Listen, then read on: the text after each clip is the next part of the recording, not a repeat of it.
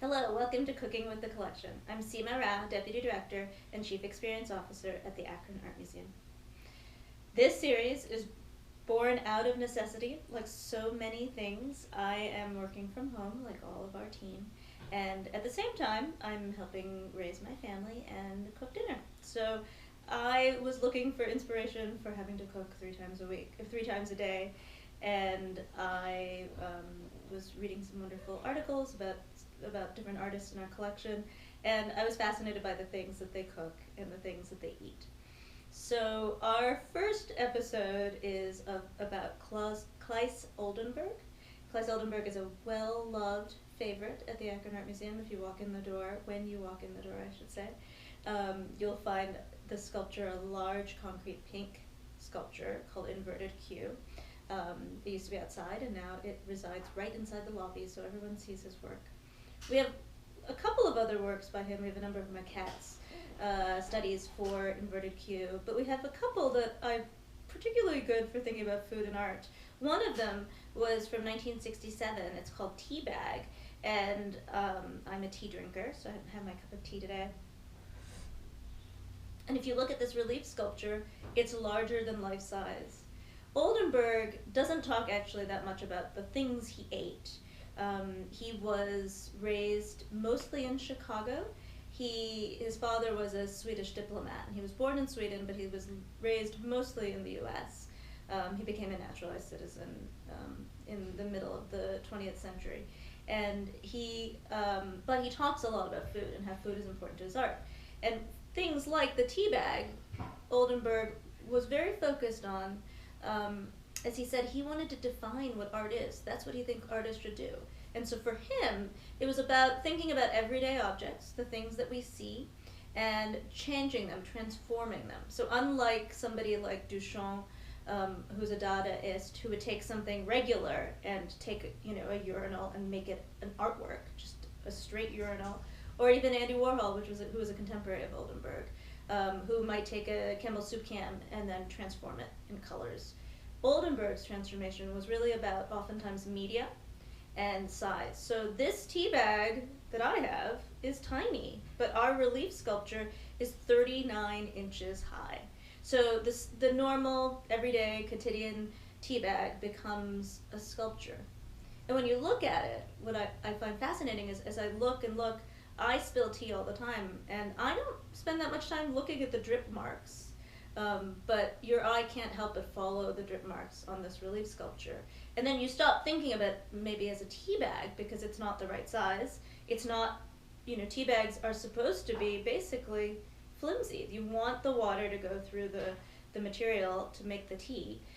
This is made out of plexi and resin and felt. It's made out of very fairly sturdy materials, whereas tea is, of course, ephemeral and drinkable. And I would, if I hadn't really known much about Oldenburg, I might say that this is a really a nostalgic thing, right? Maybe like his mother drank tea. Well, that's not true. Oldenburg was really interested in formal elements, so that means the ways that a composition might be created, the way a sculpture might be created, and the shapes and the forms that you see within them. So he found food to be particularly fascinating. We have another work of art in our collection, which is flying pizza. And he transformed the regular old pizza into something enormous, like the size. Maybe it's a print, so we have to imagine.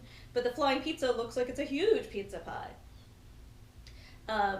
Or he had another really wonderful work of art, one of his probably very famous early ones, called Floor Burger.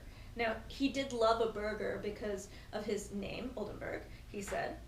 But he also liked a burger because a burger is in some ways a sculpture, right? Like we all cook, maybe perhaps you've been making bread at home. In some ways, you are forming out of flour and yeast, if you're so lucky to have both in your house right now, and water. You're making bread. You are sculpting in a certain way. And it's something that's very average and something that everyone would have. But he, as an artist, is redefining how art is by taking something so normal, something anybody would think of, and then making a giant fabric burger. Or an even larger ice cream cone. He did a lot of public sculptures. Those of you who are in Northeast Ohio know his giant rubber stamp that's in downtown Cleveland. So Oldenburg's idea was that these are just things that we have around us. They're things that you maybe take for granted. And if you change the scale of it or you change the media of it, they become something that you really want to think about. And then maybe you go outside of thinking of it as a burger, but then think about the shapes and the colors and the forms. And you think about your relationship to the thing, because now the burger is giant and you've stayed the same size. And to me, there's something very fascinating about that, because we're always, you eat a burger and a pizza are some of the most regular things in an ice cream cone that we have in American life. They're almost unremarkable, but he makes them remarkable by transforming them into art. The donor for the tea bag was somebody that I knew. His name was Harvey Buchanan. I worked with his wife for a very long time. He's no longer with us, but they were wonderful people. And when he gave this to the Akron Art Museum, he said that he liked the complexity of it. And the complexity makes it challenging and interesting. And so I find there's something so wonderful about the idea that something simple like a tea bag can be something so complex like a sculpture. Thank you for joining us for Cooking with the Collection. I will put the recipes on our blog. They're recipes that I found online, so they're completely vetted. I didn't make up any of the recipes. And I hope you join us again for another episode.